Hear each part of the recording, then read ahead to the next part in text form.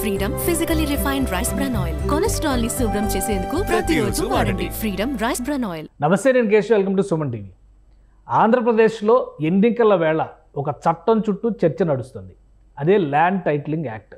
అంటే అసలు భూ హక్కులకు సంబంధించినటువంటి అసలు యజమాని ఎవరు, అసలు ఈ చట్టం రూపకల్పన ఏ విధంగా జరిగింది? కేంద్రం చెప్పినటువంటి ఆదేశాల మేరకే చట్టం చేశామని వైసీపీ నాయకులు చెబుతున్నారు. లేదు, ప్రైవేటు ఆస్తులపైన కన్నేసినటువంటి వైసీపీ నాయకులే ఈ చట్టాన్ని తీసుకొచ్చారని విపక్షాలు ఘోషిస్తున్నాయి. దీనిలో వాస్తవాలేంటి? ఈ అంశాన్ని విశ్లేషించేటువంటి ప్రయత్నం చేద్దాం. మనతో పాటు బీజేపీ అధికార ప్రతినిధి రవికిరణ్ గారు ఉన్నారు. రవికిరణ్ గారు నమస్కారం. నమస్కారం సార్, కేశవ్ గారు. రవికిరణ్ గారు, ఈ భూ యాజమాన్య హక్కులు అనేటువంటి దాని మీద చాలా చట్టాలు ఉన్నాయి, చాలా విస్తృతమైనటువంటి అంశాలు ఉన్నాయి. కానీ ఇప్పుడు ఎన్నికల సమయంలో ఆంధ్రప్రదేశ్లో ఎక్కువ చర్చ జరుగుతున్నటువంటి అంశం ఈ ల్యాండ్ టైటిలింగ్ యాక్ట్. ఏంటి అసలు ఈ చట్టం ఏం చెబుతుంది? అంటే దాని మీద ఫోటోలు వేసుకోవచ్చా, వేసుకోకూడదా, ఇవన్నీ వేరే వేరే ఉన్నాయి. బట్ అసలు ఓనర్షిప్ ఎవరిది అనే దాని మీద కూడా కొన్ని సందేహాలు లేవనెత్తుతున్నారు. ఏం చెప్తారు మీరు దీనికి సంబంధించి, చట్టానికి సంబంధించి? కేశవ్ గారు, ఒకటి మనం ఒకసారి అర్థం చేసుకుంటే, మనకి 1985కు ముందు కర్ణాల వ్యవస్థ ఉండే కేశవ్ గారు. కర్ణం అంటే ఏంటి? ఒక గ్రామంలో ఒక విలేజ్ ఆఫీసర్, అతని దగ్గర భూ రికార్డులన్నీ ఉండేవి. ఆ శిస్తు కానీ ఏదైనా సరే అతనే కట్టించుకునేవాడు. మొత్తం ఎవరు యజమానులు ఎవరు, మొత్తం డేటా అంతా అతని దగ్గర ఉండేది. అయితే ఆ కర్ణాల వ్యవస్థ ఎన్టీఆర్ గారి ప్రభుత్వం వచ్చాక రద్దు చేసింది. రద్దు చేశాక అది రకరకాలుగా విలేజ్ అడ్మినిస్ట్రేటివ్ ఆఫీసర్ అని పెట్టారు. ఆ తర్వాత అది పంచాయతీ సెక్రటరీ అండర్లో తీసుకొచ్చారు. ఆ తర్వాత మళ్ళీ ఆ వ్యవస్థ ఎంఆర్ఓ అండర్లో తీసుకొచ్చారు. ఆ తర్వాత మళ్ళీ దాన్ని విలేజ్ రెవెన్యూ ఆఫీసర్ అన్నారు. సో రకరకాల రూపాంతరం చెందే, కానీ ఆ రికార్డ్స్ ఎవరైతే కర్ణం గారి దగ్గర ఉన్న రికార్డ్స్ మాత్రం సరిగ్గా ప్రొపగేట్ ముందుకు వెళ్ళలేదు. అలాగే ఈ అధికారులు కూడా రకరకాల పనులు అవడం వల్ల ఈ యొక్క 5-6 స్టేజెస్ లో ఏ భూ యజమాని ఎవరు అన్నది కొంత గందరగోళ పరిస్థితి అయిన మాట వాస్తవం. అయితే ఇప్పుడు జగన్మోహన్ రెడ్డి గారి ప్రభుత్వం మళ్ళీ ఏమంటారు, మళ్ళీ అదే కర్ణం వ్యవస్థనే మళ్ళీ ఇంకో పేరు మీద టైటిల్ రిజిస్ట్రేషన్ ఆఫీసర్ అని పేరు. అంటే ఏంటి? కర్ణం వ్యవస్థ ఒక వ్యక్తి దగ్గరే అన్ని డేటా ఉండేది, ఛార్జెస్ ఇస్తూనే ఆడి కట్టించుకుంటారు. అలాగే ఇప్పుడు టైటిల్ రిజిస్ట్రేషన్ ఆఫీసర్ దగ్గరే రిజిస్టర్ ఆఫ్ రికార్డ్స్, అంటే ఎవరైతే భూ యజమాని వాళ్ళ రికార్డు ఉంటుంది. రిజిస్టర్ ఆఫ్ డిస్ప్యూట్స్, వివాదాల్లో రిజిస్టర్ ఆఫ్ ఛార్జెస్ అంటే శిస్తులు. సో ఈ రకంగా మెయింటైన్, అంటే కర్ణానికి మరో పేరు టైటిల్ రిజిస్ట్రేషన్ ఆఫీసర్ అని తీసుకొద్దామని ఆలోచన. అయితే ఇప్పుడు సమస్య వచ్చేసరికి, ఇప్పుడు జగన్మోహన్ రెడ్డి గారు కానీ, లేకపోతే సజ్జల్ వారు కానీ, బొత్స గారు కానీ ఏమంటున్నారు, కేంద్ర ప్రభుత్వమే చెప్పింది, కేంద్ర ప్రభుత్వం చెప్పింది కాబట్టి మేము చేసాం, అది కేంద్ర ప్రభుత్వం తీసుకొచ్చిన చట్టమే అని. ఒకటి మనం అర్థం చేసుకోవాల్సింది ఏంటంటే, భూమి అన్నది రాష్ట్ర ప్రభుత్వాల పరిధిలో, land is a state subject రాజ్యాంగ పరంగా. సో కేంద్ర ప్రభుత్వానికి దగ్గర భూమి ఉండదు. కేంద్ర ప్రభుత్వం ఏదైనా భూమి ఉంటే రాష్ట్ర ప్రభుత్వాల దగ్గర వేరే కొనుక్కోవడంలో భూమి ఉండదు. అది రాజ్యాంగం వాళ్ళ హక్కు కల్పించలేదు కేంద్రానికి. సో కేంద్రం భూముల మీద చేసే చట్టం హక్కు కేంద్రానికి లేదు, నెంబర్ 1. అయితే దేశవ్యాప్తంగా ఈ యొక్క సమస్యలను అడ్రస్ చేయడానికి గత 4-5 దశాబ్దాలుగా కాంగ్రెస్ ప్రభుత్వం ఉన్నప్పటి నుంచి కూడా ఎక్సైజ్ చేస్తారు. ఏ రకంగా చేస్తే బాగుంటుంది, రాష్ట్ర ప్రభుత్వం ఏ సూచన చేయాలి, దేశవ్యాప్తంగా ఒకే యూనిఫామ్ బిడ్డింగ్ తీసుకొచ్చి ఎలా చేయాలని చేస్తారు. సో మోడీ గారి ప్రభుత్వం వచ్చాక కూడా ఆ యొక్క చర్చ జరిగింది. అయితే నీతి ఆయోగ్, కేశవ్ గారు, నిన్న సజ్జల వారు ప్రెస్ మీట్ గారు పెట్టి ఈ నీతి ఆయోగ్ చూపిస్తున్నారు. నీతి Aayog in a meeting on October 16, 2019 constituted a committee to draft a model act and rules on conclusive land titling. అంటే అక్టోబర్ 16, 2019 నీతి ఆయోగ్ ఒక కమిటీ వేసి ఈ యొక్క డ్రాఫ్ట్ మోడల్ ని, యాక్ట్ ని తయారు చేయడానికి ఒక కమిటీ వేసింది. ఆ కమిటీకి చైర్మన్ ఎవరు? వికే అగర్వాల్. ఆయన తెలంగాణ రాష్ట్రం ఉన్నటువంటి ఐఏఎస్ ఆఫీసర్, ఆయన చైర్మన్. ఆయన ఆధ్వర్యంలో 5-6 మంది, అంటే వివిధ రాష్ట్రాల్లో ఉన్నటువంటి ఐఏఎస్ ఆఫీసర్లు పెట్టి ఒక కమిటీ వేశారు. ఎప్పుడు? అక్టోబర్ 16, 2019. అయితే ఇక్కడ మనం గుర్తు చేసుకోవాల్సింది ఏంటంటే, జగన్మోహన్ రెడ్డి గారి ప్రభుత్వం ప్రమాణ స్వీకారం చేసినటువంటి మొదటి శాసనసభలోనే జూలై 29, 2019 ఈ టైటిలింగ్ యాక్ట్ చట్టం చేసేశారు కేశవ్ గారు. ఈ టైటిలింగ్ యాక్ట్ చట్టాన్ని జూలై 29, 2019, అంటే నీతి ఆయోగ్ కమిటీ ఏర్పాటు చేసిన నాటికే చట్టం అయిపోయింది ఆంధ్రప్రదేశ్ లో చట్టం చేశారు. ఇప్పుడు సజ్జల వారు ఏ రకంగా చెప్తారు? కేంద్ర ప్రభుత్వం చెప్పించేశారు కాబట్టి కేంద్రం ఎలా చెప్తారండి? అంటే కేంద్రం చేసిన చట్టాన్ని ఆంధ్రప్రదేశ్లో అమలు చేసేటువంటి ప్రయత్నం చేస్తున్నాం. అంటే అలాంటి నమూనాతోనే ఇక్కడ చట్టం చేసాం అంటున్నారు. అలాంటి చట్టం అసలు ఏదైనా కేంద్రం చేసిందా ఇప్పటివరకు? కేంద్ర ప్రభుత్వం అనేది చట్టం చెయ్యదు, చేయటానికి అవకాశమే లేదు, చేయటానికి వాళ్ళ రాజ్యాంగం ఒప్పుకోదు. First thing. ఇందాక నేను చూపించిన పత్రం ప్రకారం ఒక డ్రాఫ్ట్ మోడల్ అంటే ముసాయిదా చట్టాన్ని ఇలా చేసుకుంటే బాగుండొచ్చని సూచనప్రాయంగా ఒక కమిటీ వేసి వివిధ రాష్ట్రాల ఐఏఎస్ ఆఫీసర్కు అధ్యయనం చేసి సబ్మిట్ చేస్తే ఆ సబ్మిట్ చేసినటువంటి నివేదికని అక్టోబర్ 30, 2020 అన్ని రాష్ట్రాలకి కేంద్ర ప్రభుత్వం పంపించి మీరు చూడండి అన్నారు. అయితే జగన్మోహన్ రెడ్డి గారు ప్రభుత్వం ముందే అది చేసేసి ఇప్పుడు బురదంతా బీజేపీ మీద నరేంద్ర మోడీ గారు చేసే ప్రయత్నం చేస్తారు. కేవలం ఇది ముసాయిదా మాత్రమే, ఇది బైండ్ ఓవర్ కాదు, ఏ రాష్ట్ర ప్రభుత్వం మీద బైండ్ ఓవర్ కాదు. అందుకని మీరు చూస్తే ఇప్పుడు వరకు కేశవ్ గారు ఏ ఒక్క రాష్ట్ర ప్రభుత్వం ఇప్పుడు జగన్మోహన్ రెడ్డి గారు చెప్పిన దాంట్లో ఏ దేశంలో ఏ ఒక్క రాష్ట్రం కూడా ఇప్పటి వరకు ఈ ల్యాండ్ టైటిల్ మీద చట్టమే చేయలేదు. ఇంకా వాళ్ళు తర్జన పడుతున్నారు. నేను అనేది ఏంటంటే శతాబ్దాలుగా వస్తున్నటువంటి ఒక వ్యవస్థని ఆటోమేటిక్ గా రాత్రి ఏదన్నా ఈ యొక్క చట్టం కేశవ్ గారు ప్రతి ఒక్క కుటుంబాన్ని ఇన్ఫ్లుయెన్స్ చేసే చట్టం. ఎందుకంటే ప్రతి ఒక్క కుటుంబానికి ఏదో ఒక ఆస్తి ఉంటుంది. అది ఇల్లు కావచ్చు, పొలం కావచ్చు, లేకపోతే గజం నేల కావచ్చు, లేకపోతే డిటిసిపి లేఅవుట్ లో చిన్న లేఅవుట్ లో మొక్క కావచ్చు, ఏ కుటుంబానికి ఉంటుంది. ఇప్పుడు ఈ చేసిన చట్టం వల్ల ప్రతి కుటుంబం మీద ఎఫెక్ట్ ఉంటుంది. ఎలా ఎఫెక్ట్ ఉంటుంది అంటే ఈ చేసిన ఒక నిమిషం ఇందులో ఒక చిన్న క్లారిఫికేషన్ ఏంటంటే తెలంగాణ ఎన్నికల్లో కూడా ధరణి పోర్టల్కి సంబంధించి ఇది కూడా ల్యాండ్కి రిజిస్ట్రేషన్ సంబంధించిన డేటాకి సంబంధించిన అంశమే కాబట్టి చాలా విస్తృతమైనటువంటి ప్రభావం చూపించింది. ఇప్పుడు ఆంధ్రప్రదేశ్ ఎన్నికల్లో కూడా ఈ ల్యాండ్ టైటిలింగ్ యాక్ట్ చుట్టూనే ఎక్కువ ప్రచారం జరుగుతుంది. మీరేమో ప్రతి ఇంటిని కూడా ఇది టచ్ చేస్తుంది అనేటువంటి మాట చెప్తున్నారు. నిజానికి ఓనర్షిప్ అనేది యజమాని చేతుల్లోనే ఉంటుందా లేదా ప్రభుత్వానికి ఈ చట్టం వలన ప్రత్యేకమైనటువంటి హక్కులు ఏమైనా దఖలవుతాయా, దానివల్ల సమస్య ఏర్పడుతుందా?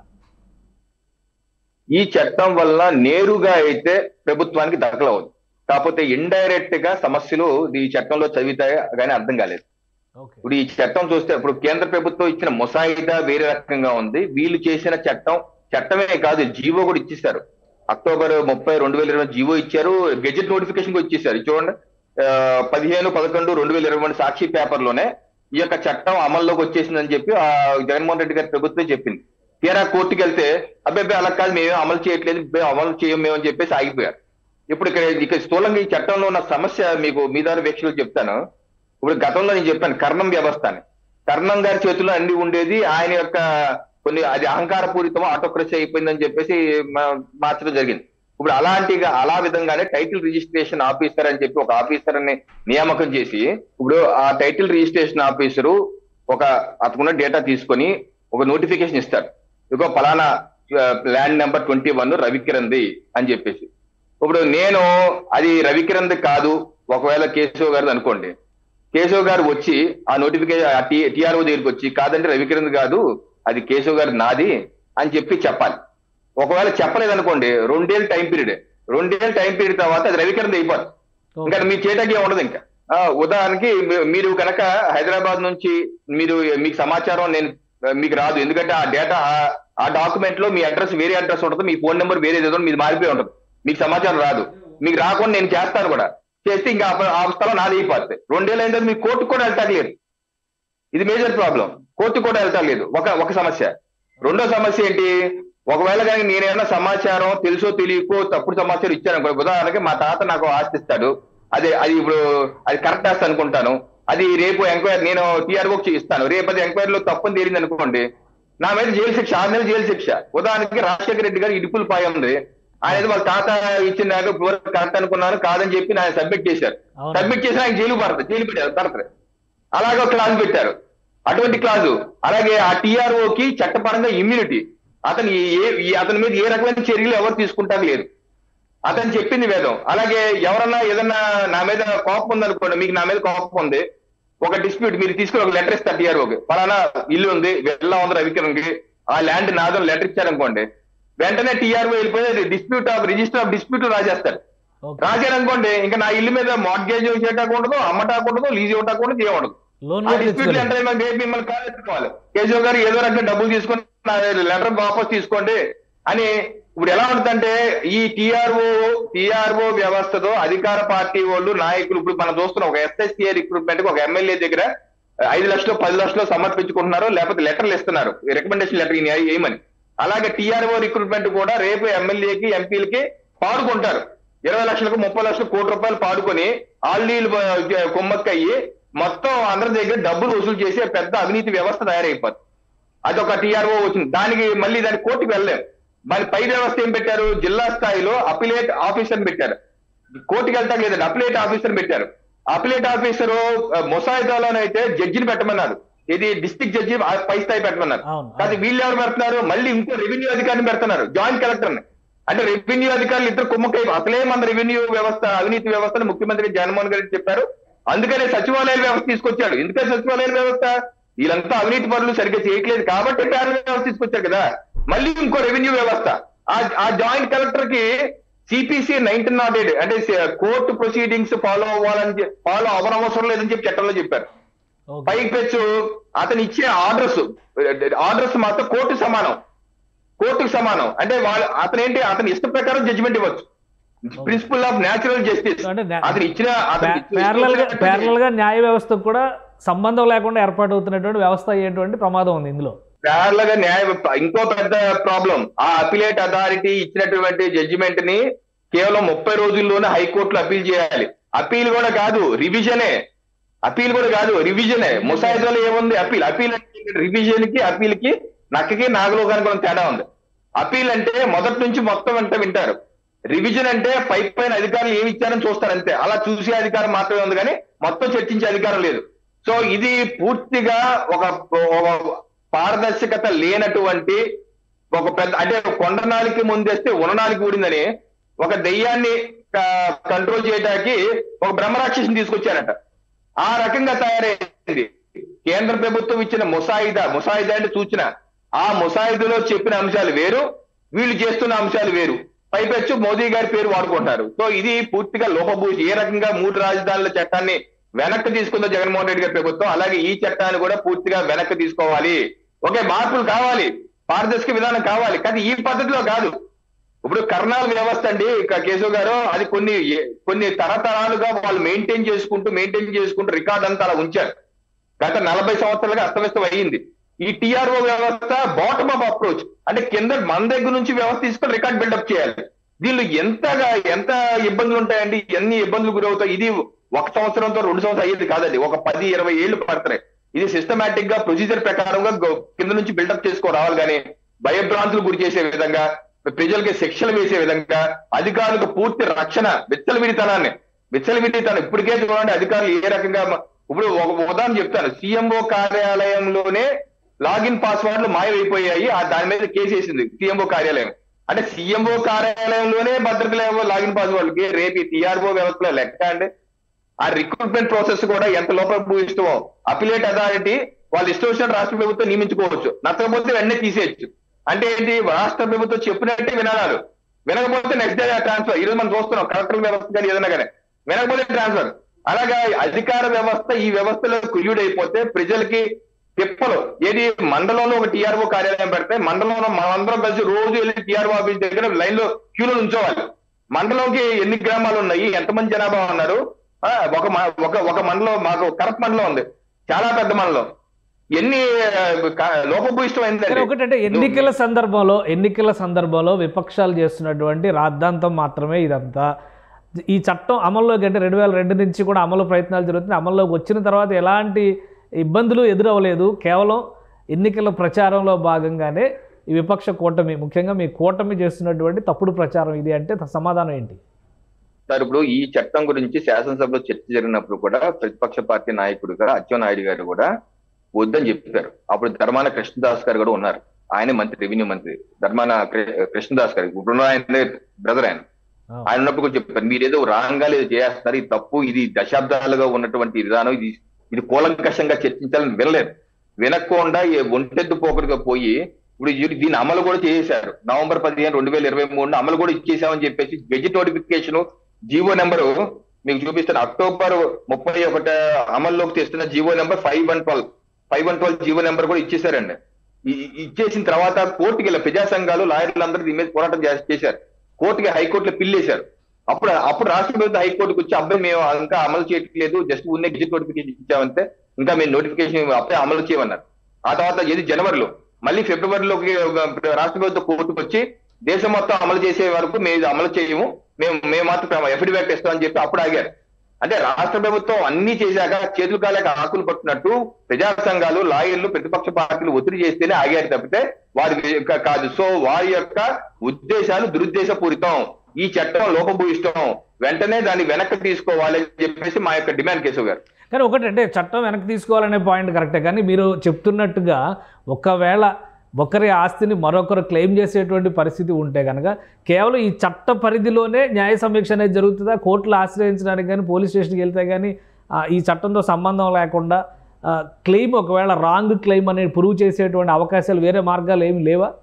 ఈ చట్టంలో అయితే లేదండి. దీని ఆప్షన్స్ చాలా స్ట్రింజెంట్ గా ఉందండి. డిక్టోరియల్ ఒక నియంతృత్వ పోకడలో ఉందండి ఈ చట్టం. చాలా చాలా బాధాకరం. ఇప్పుడు మీరు అన్నట్టు పోలీస్ స్టేషన్ కి ఫిర్యాదు చేయొచ్చు, లేకపోతే సివిల్ కోర్టులో కేసు వేయొచ్చు, లేకపోతే ఎవరికన్నా ఫిర్యాదు. ఆ సిస్టమ్ లేదు. టీఆర్ఓ ఆడు చెప్పింది వేదం. టీఆర్ఓ ఒక దైవం. రేపు నుంచి మన కోళ్లు కుక్కలు ఇదివరకు మా చిన్నప్పుడు చూసేవాడిని. ఆ గవర్నమెంట్ ఆఫీసర్లు ఇంటికి, మన దగ్గర గవర్నమెంట్ ఆఫీసర్ కాబట్టి వాళ్ళు సండే అయితేనే కోళ్లు అన్ని చేపలని తీసుకొచ్చి ఇస్తే సార్ తీసుకోండి సార్ అని. అలాగే రేపు మనం కూడా బెంచికాయల్లో తీసుకొని టీఆర్ఓ ఆఫీస్ ముందుకెళ్ళి పాలు పెరుగులు ఇస్తే కూర్చోవాలి. ఆ పాత వ్యవస్థ వచ్చేస్తుంది, కర్ణంగ వ్యవస్థ వచ్చేస్తుంది. దీనిలో ఎక్కడ కంప్లైంట్ చేయడానికి వ్యవస్థ లేదు. పైపు చీలేమన్నారు, మీ భూమికి మా గ్యారంటీ అంటున్నారు. ఆ గ్యారంటీ క్లాస్ లేదు. దీంట్లో ఇన్సూరెన్స్ కూడా వస్తారన్నారు. ఒక మంత్రి అయితే మొన్న ఇన్సూరెన్స్ కూడా వస్తారు. అది ఆ చట్టంలో లేదు ఇన్సూరెన్స్. అది మీ యొక్క పాశ్చాత్య దేశాల్లో ఏదో తీసుకొచ్చి ఇక్కడ ఇంప్లిమెంట్ చేస్తారంటే వాళ్ళు ఏదో వేషానికి మనం రంగులు వేసుకున్నట్టు. అక్కడ వ్యవస్థ వేరు, మన ఇక్కడ వ్యవస్థ వేరు. మన శతాబ్దాలుగా ఉన్నటువంటి వ్యవస్థ. దీన్ని ఒక్కసారి మార్చాలంటే ఈ రకమైన చట్టాలు ఇది ఒక రకంగా అయితే నల్ల చట్టాలే అంటాను నేను. ఒక అధికారి ఒకటి ఆలోచించండి, మండలానికి మొత్తానికి ఇప్పుడు గ్రామానికి ఒక కర్ణం పెడితేనే ప్రజలు ఇబ్బంది పడ్డారు. అవునా కదా? అంటే నేను చిన్నప్పుడు నాకు తెలియదు, నాకు చెప్పింది మాత్రమే విన్నది మాత్రమే చెప్తున్నాను. ఇప్పటికీ మన పాత తెలుగు సినిమాలు చూస్తే విలన్లు ఎవరు ఉంటారు? కర్ణాలు మునసబులే కదా, ఎక్కడ చూసినా మునసబులే కదా. అలాంటి మునసబుల్ని కొత్త నయా మునసబుల్ని తయారు చేస్తున్నాం టీఆర్ఓ అని పేరు మార్చి. ఎంతవరకు మండలానికి ఒకటి తయారు చేస్తున్నాం. ఇంకా వాడు చెప్పింది వేదం. ఆ మండలంలో వాడే కింగ్ డాన్. అలాంటి వ్యవస్థ ప్రజాస్వామ్య వ్యవస్థలో కరెక్టా? అంటే ఆ టీఆర్ఓ అన్నవాడు ఒక ధర్మరాజు, ఓ సత్యహరిశ్చంద్రుడు, ఓ సత్యకాలం సత్య అయితే వర్కౌట్ అవుతుంది. అలాంటి వాళ్ళు ఎక్కడ చూస్తున్నారు సార్ ఇప్పుడు? సో అంటే ఇది 3 రాజధానుల చట్టంతో పోల్చి చెప్తున్నారు మీరు. 3 రాజధానుల చట్టం న్యాయ సమీక్షకి నిలవలేదు కాబట్టి దాన్ని అమలు చేసేటువంటి పరిస్థితి. ఇప్పుడు గెజిట్ నోటిఫికేషన్ ఇచ్చిన తర్వాత న్యాయ సమీక్ష కోసం కోర్టులు తలుపు తట్టినటువంటి పరిస్థితి, ప్రజా సంఘాలు కానీ ప్రతిపక్షాలు కానీ. సో న్యాయ సమీక్షకి నిలిచేటువంటి అవకాశం ఉంటుందా ఈ చట్టం? రాజ్యాంగ పరిధిలో చేసిన చట్టం కాబట్టి దీన్ని ఆమోదించవచ్చు అనేటువంటి పరిస్థితులు ఉంటాయా, లేదా కోర్టులు కూడా దీనికి వ్యతిరేకంగా తీర్పులు ఇచ్చేటువంటి పరిస్థితులు ఉంటాయా? కోర్టులు ఏ రకంగా చేస్తారో వాళ్ళు తెలిసినవ్వండి. I don't want to interfere in to that. But నేను చెప్పేది ఏంటంటే 3 రాజధానుల వ్యవస్థ కోర్టు తీర్పు ఇవ్వకముందే జగన్మోహన్ రెడ్డి గారి ప్రభుత్వం ఇట్ రిపీల్డ్ దట్ యాక్ట్, వెనక్కి తీసుకుంది జడ్జిమెంట్ ఇవ్వకముందే. సో ఇది కూడా అలాగే ఇప్పుడు రైట్ చట్టాలు ఉన్నాయి సార్, ఫార్ములాస్ మేము చేసాం, ఒక మంచి ఉద్దేశంతో చేసాం, కానీ మళ్ళీ వెనక్కి తీసుకున్నాం కదా, క్షమాపణ కూడా చెప్పాం కదా వద్దని. అలాగే వీరు కూడా మావాట లేకుండా ఈ చట్టం ఇబ్బంది అని అందరూ చెప్తుంటే ముందు మీరు వెనక్కి తీసేసుకోండి, ఆ తర్వాత చర్చ చేయండి. ఇప్పుడు ప్రజాస్వామ్యంలో ప్రజల యొక్క ఇంట్రెస్ట్ మనం కాపాడాలి. ఇప్పుడు ఇంకోటి, శతాబ్దాలుగా ఉన్న వ్యవస్థని ఓవర్ నైట్ తో మార్చాలి అంటే అది చాలా కష్టం. ముందు మీరు అవగాహన, ఈ చట్టం మీద అవగాహన కల్పించాలి, సిస్టమాటిక్ వేతో వెళ్ళాలి. ఇప్పుడు ఈ రోజు డిజిటలైజేషన్ యుగం, ఆర్టిఫిషియల్ ఇంటెలిజెన్స్ వచ్చేసిన యుగం. ఆ టెక్నాలజీని యూజ్ చేసుకుంటూ వివిధ ప్రాంతాల్లో ఉన్నటువంటి ఈ డిఫరెంట్ రికార్డ్స్ ని అనుసంధానం చేసుకుంటూ మీరు క్రోడీకరించుకుంటూ ఒక సిస్టమాటిక్ గా ప్లాన్డ్ గా వెళ్ళాలి. కానీ లేచిందే లేడికి పరుగు అని చెప్పి ఈ ప్రభుత్వం రాగా జూన్లో ప్రమాణ జరిగింది, జూలై 29 చట్టం చేసింది. ఏం నాలెడ్జ్ ఉంది సార్ ఈ ప్రభుత్వానికి? అసలు ఆ మంత్రి, సదరు మంత్రి కృష్ణదాస్ గారు కనీసం ఆయన శాఖలో ఏం పోస్టులు ఉన్నాయో అని అర్థం చేసుకుంటా కూడా టైం సరిపోయి ఉండదు కదా జూలై 29 నాటికి. అలాంటిది ఇటువంటి ఇంత విస్తృతమైన చట్టం చేసే నాలెడ్జ్, అవగాహన ఆస్ట్రోడామస్ వీళ్ళేమన్నా అరిస్టాటిల్ లేకపోతే జ్ఞానులా ఏంటి వీళ్ళేమన్నా? ఇంత పెద్ద చట్టాన్ని, ఇంత విస్తృతమైన ప్రభావం కలిగే చట్టాన్ని జస్ట్ ప్రమాణ నెలరోజులు చేసేటానికి. సో ఈ చేసింది తప్పు, దాన్ని రిపీల్ చేయండి, డిస్కస్ చేయండి. కావాలి, మంచి వ్యవస్థ కావాలి, డిస్కస్ చేసి ప్రజాస్వామ్యయుతంగా అందరినీ పరిరక్షించే విధంగా చేయవలసిన అవసరమైన ఉందని.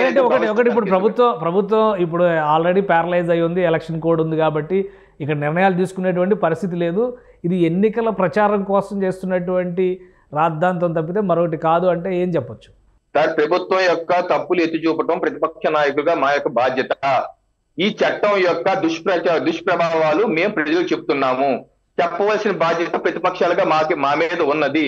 ఎందుకంటే రేపు ఈ ప్రభుత్వం ఎన్నుకుంటే ఈ ప్రభుత్వం ప్రెస్ మీట్లు పెట్టి మేము ఈ చట్టంతో ముందుకు వెళ్తామంటున్నారు కానీ లేదు మేము లోపాలు సరి చేసుకుంటాము, మళ్ళీ సరిదిద్దుకుంటాము ఒక్క మాట అంటున్నారు కేశవ్ గారు. ఇంతమంది గగ్గోలు పెడుతున్నా ఏదో ఉంది ఇక్కడ, సరే మేము ఈ లోపాలు సరిదిద్దుకుంటాము లేకపోతే అంటున్నారు కానీ అవును మేము తర్వాత ఇంప్లిమెంట్ చేస్తాము, అన్ని రాష్ట్రాలు చేశాక అప్పుడు చేస్తాం అంటున్నారు కానీ అవును దీనిలో లోపాలు ఉన్నాయి, లోపాలు సరిదిద్దుకుంటాము, మీరు వరి అవ్వద్దు, దీన్ని మారుస్తాము, లేకపోతే వేరే కాన్ఫిడెన్స్ ఇచ్చే మీద అంటలే కానీ బుకాయిస్తాం అయిపోయి మళ్ళీ మోడీ గారిని సాక్ష్యం తీసుకుంటున్నారు. మోడీ గారి సాక్ష్యం తీసుకోవాలి, ఆయన చట్టం చేస్తే అంటే ఏం చేశారంట. ఇది చూడండి ఎంత అబద్ధం. ఇప్పుడు కొంతమంది మీలాంటి ప్రముఖుల్లో కూడా ఒక ఆలోచన ఏమొచ్చింది, కేంద్ర ప్రభుత్వం చట్టం చేసింది దానికి అనుకో ఈ చట్టం చేశారని అనుకుంటున్నారు. ఇది ఎంత తప్పు అండి. చట్టం చేసే అధికారం కేంద్ర ప్రభుత్వం లేదు. ఆ రకమైన తప్పుడు సమాచారం వీళ్ళు పర్కులేట్ చేస్తున్నారు. అది తప్పు, వాళ్ళు చేస్తున్న తప్పు, వెంటనే వాళ్ళు సరిదిద్దుకుంటే మంచిదని చెప్పేసి ప్రతిపక్షాలుగా మా యొక్క బాధ్యత ఎడ్యుకేట్ చేస్తాం. ప్రజల్ని ఎడ్యుకేట్ చేయాల్సిన బాధ్యత మా మీద ఉంది, ఎడ్యుకేట్ చేస్తాం, సమాధానం చెప్పాల్సిన బాధ్యత వాళ్ళ మీద ఉందండి. Right right thank you Ravikiran గారు మీ అభిప్రాయాన్ని తెలియజేసినందుకు. ఇది ల్యాండ్ టైటిలింగ్ యాక్ట్ చుట్టూ ఆంధ్రప్రదేశ్ రాజకీయాలు తిరుగుతున్నాయి. మరొక వైపు నుంచి అధికార పార్టీ చేస్తున్నటువంటి వాదనకి భిన్నంగా విపక్షాలు చెబుతున్నటువంటి మాట ఇది.